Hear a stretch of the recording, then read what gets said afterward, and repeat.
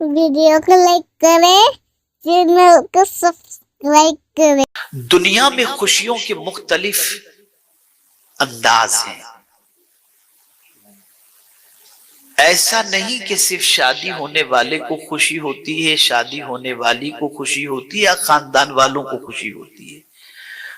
हर वो चीज जो पसंद की इंसान को मिल जाए, उसके मिलने पर उसे खुशी होती है।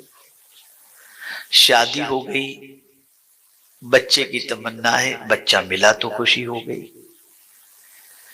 जॉब नहीं है, जॉब मिल गई, मुलाजिमत मिल गई, आदमी खुश हो गया। कारोबार नहीं चल रहा था, चलने लगा, दौलत मिल गई, खुशी हासिल हो गई। ये सारी चीजें खुशियों के मुख्तलिफ मेयार हैं।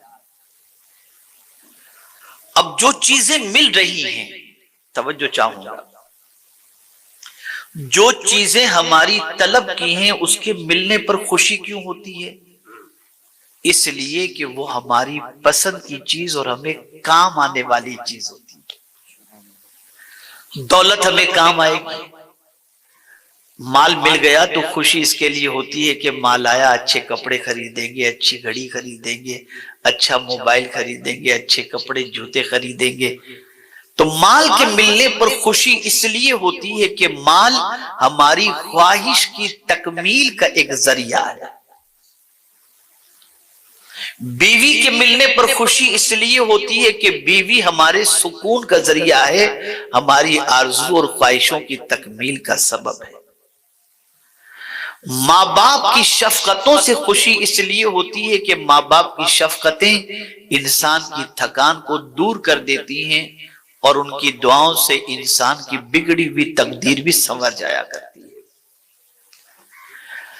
अच्छे उस्ताद के मिलने पर खुशी इसलिए होती है कि उस्ताद के अच्छे मिलने की बुनियाद पर इल्म के जेवर से आरास्ता होकर मुआशरे में हम एक मकाम पा लेते हैं। उस मकाम के मिलने पर हमें खुशी महसूस होती है। मैं ये नहीं कहता कि आपका कारोबार अच्छा हो तो आप खुशी न मनाओ। मैं ये नहीं कहता आपकी शादी हो तो आप खुशी न मनाओ।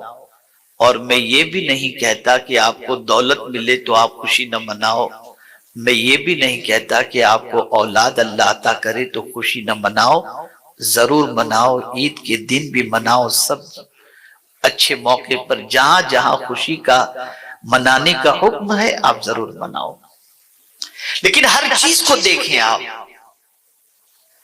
कि इन सारी चीजों के मिलने के बाद बीवी मिली, आप खुशी मना रहे हैं। अल्लाह ने आपकी जिंदगी जितनी रखी है, मेरी जिंदगी जितनी रखी है, हम जिएंगे और जब इस दुनिया से चले जाएंगे तो इद्दत गुजारने के बाद वो बीवी दूसरे के निकाह में जा सकती है। अब वो हमारी नहीं रही। जिस्म से रूह का रिश्ता टूटा कि बीवी दूसरे की हो सकती है। कब्र के अंदर बीवी नहीं आएगी। मां बेटे के जिस्म से रिश्ता, बेटे के जिस्म का रूह से रिश्ता टूटा। वो मां जो शफकत और मोहब्बत के बेपनाह जो है वो फूल निछावर करती थी, वही मां बच्चे के मरने के बाद कब्र की दहलीज तक बच्चे को छोड़ने के लिए इजाजत दे देगी, लेकिन मां कब्र में काम नहीं आएगी। मां के मिलने पर हम खुशी मनाते थे और मनाना भी चाहिए, लेकिन मां हमारी कब्र के अंदर हमें काम नहीं आती, न मैशर में काम आएगी। कुरान ने वाज़े लफ्जों में फरमा दिया कि क़यामत के दिन मां भी अपने बच्चे से भागती है। दौलत के मिलने पर हम खुशी मनाते हैं, मनाना चाहिए, शुक्र मनाना चाहिए कि अल्लाह तूने हमें फक्र व फाके से बचा लिया और दौलत की नेमत तूने अता फरमाई।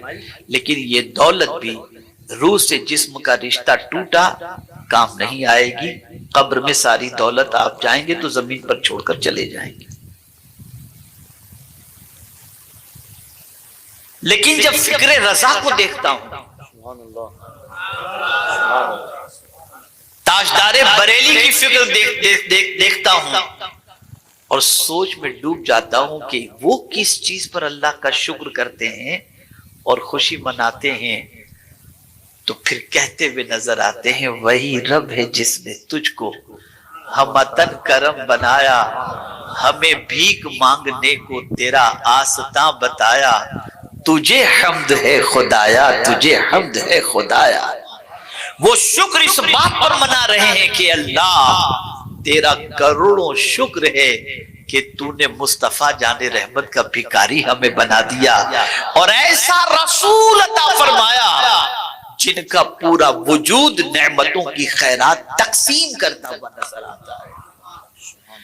یہ ایک فکر ہونی چاہیے، اور یہ وہی بات کر سکتا ہے جس کا تعلق بالرسول مضبوط ہو، جس کی گہرائی کے ساتھ قرآن پر نظر ہو، جس کی گہرائی کے ساتھ سیرت پر نظر ہو۔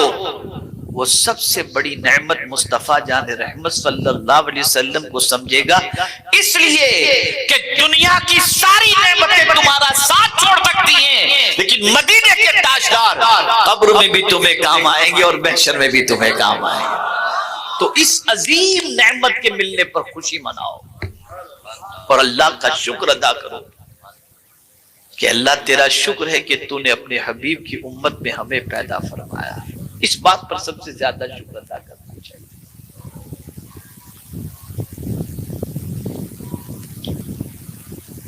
اور اسی لیے کہنے والے نے کہا من علینا ربنا اذ بعث محمدا ایدہ بایدہ ایدنا باحمدا ارسلہ مبشرا ارسلہ ممجدا صلو علیہ دائما صلو علیہ سرمدا اللہم صلی علی سیدنا و مولانا محمد معدن الجود والکرم وآلہ وصحابہ وبارک وسلم۔ تو جب ایک انسان کی سوچ یہ بن جائے کہ اللہ کی سب سے بڑی نعمت مصطفیٰ جان رحمت صلی اللہ علیہ وسلم ہے، اور اسی نعمت کے صدقے میں ساری نعمتیں ہمیں ملی، وہ جانے نعمت ہیں۔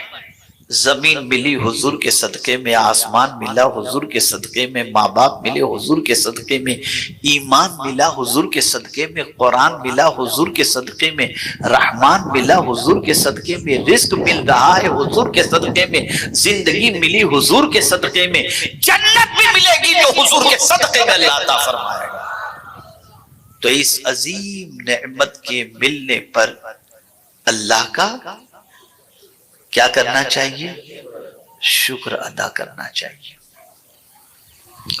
اب آئیے، چونکہ شادی سے متعلق یہ پروگرام ہے تو میں کچھ باتیں عرض کرتا ہوا چلوں۔ ہر نعمت کے ملنے پر اللہ کا شکر ادا کرو۔ نعمتوں میں سب سے بڑی نعمت حضور صلی اللہ علیہ وسلم کی ذات بابرکت۔ اب آپ دیکھیں اللہ کو اپنی حمد کتنی پسند ہے کہ جب حضرت آدم علیہ الصلاۃ والتسلیم کے جسم کے اندر روح پھونکی گئی اور آپ کو چھینک آئی تو پہلا جملہ آپ کی زبان سے نکلا الحمدللہ۔ یہ میرے کریم کو اتنا پسند آیا کہ سورہ فاتحہ کی ابتدا اسی جملے سے ہو گئی، الحمدللہ۔